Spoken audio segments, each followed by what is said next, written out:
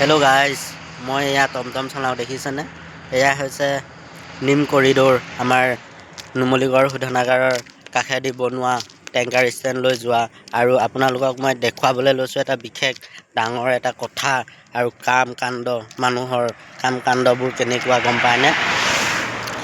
আমাৰ ব্ৰইলাৰ বেপাৰী, মাছ বেপাৰীবোৰে কেনেধৰণৰ কাম কৰে গম পায়? আপোনালোকে দেখিলে আচৰিত হ'ব। তেওঁলোকে মাছ বেপাৰ কৰে, মাংস বেপাৰ কৰে ভালেই কৰে, কিন্তু তেওঁলোকৰ এই কাণ্ড কাৰখানাবোৰ চাওক কেনেধৰণে ইয়াৰ ৰাস্তাত পেলাই থৈ দিছে। এয়া দেখিছেনে? এইবোৰ চাওক, এইবোৰ কেনেধৰণৰ কৰি থৈ দিছে। ইমান লেতেৰা, মানে ইমান সাংঘাতিক মানুহ। এনেকুৱা ধৰণৰ যদি কৰি থৈ দিয়ে, এইবোৰ কেনেকুৱা হ'ব বাৰু কওকচোন? আমাৰ সমাজখন কেনেধৰণে চাফা হ'ব? সিহঁতি বেপাৰ কৰে, ভালেই কৰে, কোনো ডাঙৰ কথা নহয়।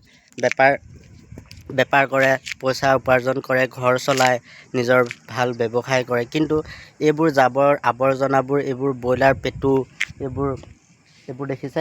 ব্ৰইলাৰ পেটু, পাখি, ইয়াত মাথা, মুণ্ড, কুকুৰাৰ ঠেং এইবোৰ পৰি আছে। এইবোৰ কেনেধৰণে ক'ত পেলাব লাগে তেওঁলোকৰ বিবেকে ঢুকি নাপায় নেকি বাৰু কওকচোন? গোটেই ৰাস্তাটো এইটো হেৰি কৰি দিছে। এইটো গোন্ধ, কেনেধৰণৰ গোন্ধ আহিব। মই আপোনালোকক ভিডিঅ' আকাৰে এইটো দেখাবলৈ লৈছোঁ, যাতে আমাৰ সমাজৰ মানুহবোৰে গম পায়। এই চাওক, ৰাস্তাত এটা মৃতদেহ পৰি থকা নিচিনা দেখা পোৱা গৈছে, কিবা আৱৰ্জনা। এইবোৰ ইমান বেয়া গোন্ধ। ৰাস্তাত এনেধৰণে পেলাই থ'বতো সিহঁতি নালাগে, নহয় জানো বাৰু?